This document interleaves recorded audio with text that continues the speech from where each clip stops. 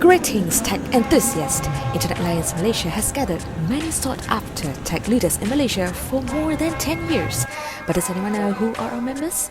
Well, this year we are going to give you a glimpse of who they are and exposing the motivation behind their success. This will be a series of getting to know the leaders in Internet Alliance Malaysia who have contributed most of the tech economy in Malaysia. I'm a father.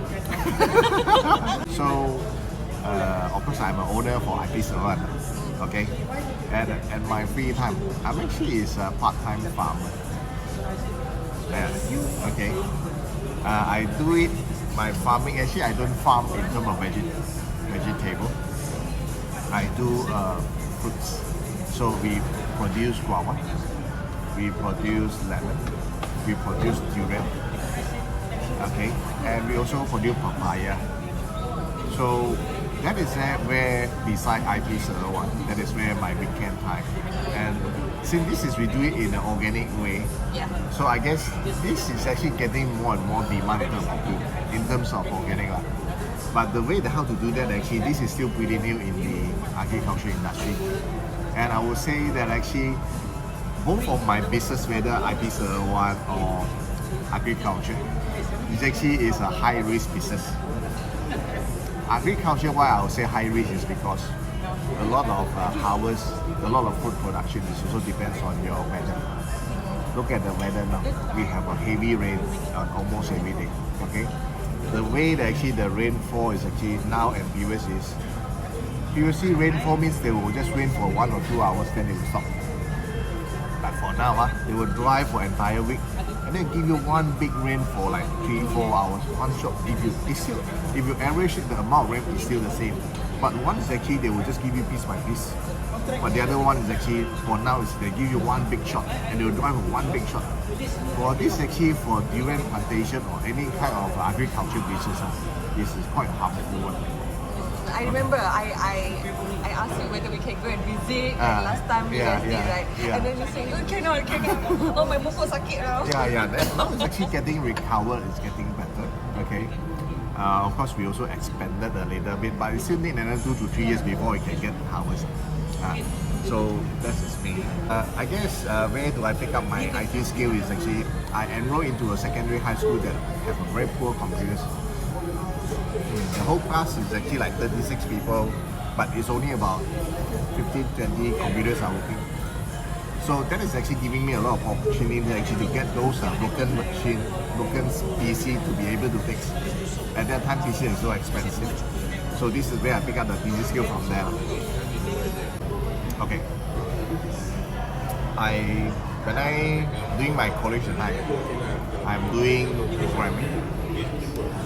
I also do helping PC customer to fix computers, laying network cable, fixing a printer, okay, and assembly a PC, get them work together. So one of the clients asked me, hey, I want to have some email for my company. At that time, people will use an email like jarring email, people use a Hotmail. So their own domain name will be something will have carry their corporate identity. So I have one customer that asking me, so of course at that time I signed up with some share hosting with some others company, and after a few clients asked for the same thing, I just realized that hey, why don't we just set up our own first server? So we configured our first server and everything do it by our own hand, and we started to sell a few of our friends and a few of our clients. I'm kind of like the attitude. Gen Z are actually very talented and they are doing things better than the old dog like me. If you are able to give them the resources they wanted, of course, nothing will be successful without a failure. If that failure is something within your calculated resource, something that you can take up, I will say that okay, give them a try. I think first thing actually the new government on board, we see something that very positive with you. At least the USD versus ringgit. That for the business people like us that we earn in ringgit, spend in USD is much relaxed for now. At least like us, We sell things in ringgit, but our licenses, our bandwidth, some of the overseas connectivity or racks that are located in Singapore or Hong Kong, they all charge in USD. Because you only have a very thin margin, how do you expect the thin margin to be able to keep the talent? How do you expect the thin margin to be able to expand your business? And Malaysian market has been so small. In Malaysia, we definitely have a lot of good talent. And most of this talent has been working for Singapore, for overseas company. And one thing is actually from the Malaysian economy wise is good because actually they get income from overseas. But look at here. There's also an entrepreneur, there's also a company in Malaysia that want to keep this kind of talent within Malaysia. But because actually the exchange has been so weak, at the end of the day, the same amount that we pay for the staff is the same. For example, like we're paying like 5,000 for engineers. Well, in Singapore, they also pay like 5,000 for the same engineer, but in Sing. So this is where it is getting tougher for us to retain the talent, and if we just this problem, if we wait for longer time, it will make that the company made in Malaysia company are getting harder to go abroad.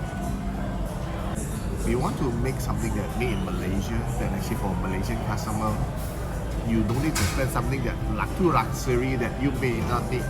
So that is the direction that we are going in.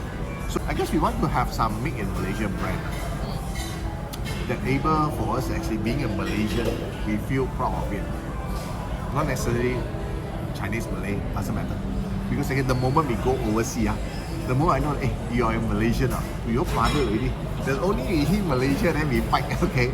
It's probably the political reason. But we want to make something that even though when we go out to overseas, we feel, hey, this is like Petronas.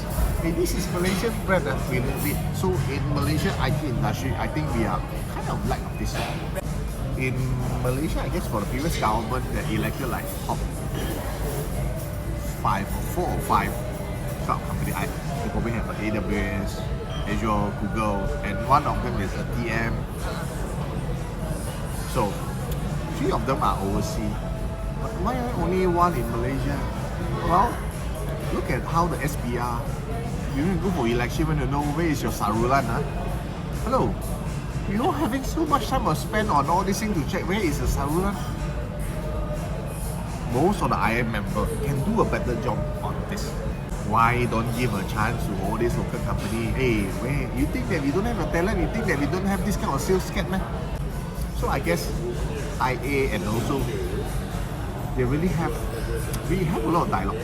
We have a lot of talent.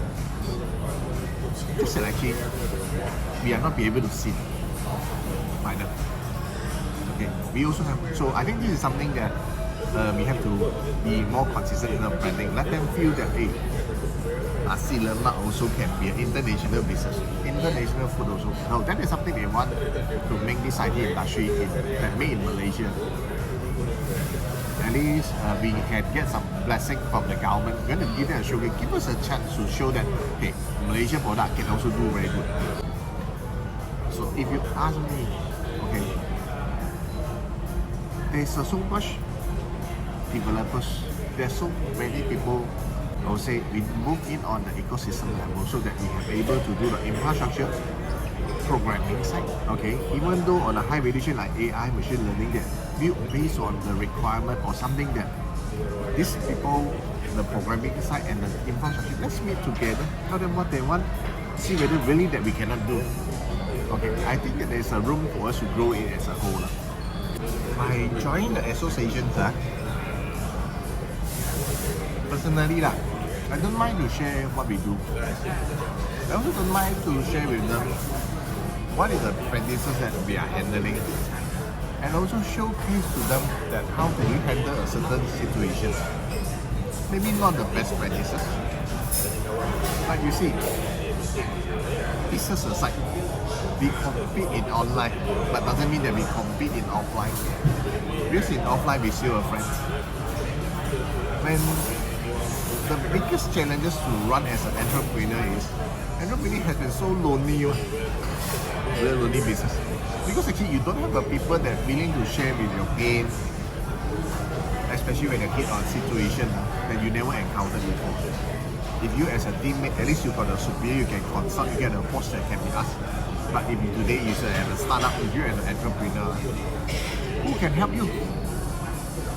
The closer answer is actually, hey, over the association actually, you may have need, of course not everybody willing to share with you, that's for sure, okay? But definitely there are people that willing to share with you. Okay? At least one or two or more. They're willing to share, hey, because everybody been through a painful business. Even though they don't share the entire percentage of how they do, at least they give you some milestone, give you some light. How do we solve that issue? Okay? So that's the difference between my association, isn't it? Okay. For me, when I join association, it's actually I'm not looking at actually what the association can provide to me. I'm more looking forward to actually how can I contribute back to the association. At least people like me that actually they don't need to going through the painful journey that I have experienced, that I learned it in the hard way. I think we can give them some tips to actually to fix it up. Because actually this business has been so big. And Malaysia has been just a small business. Why don't we just work together?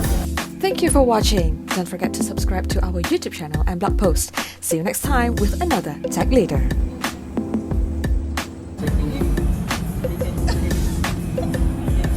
Next question.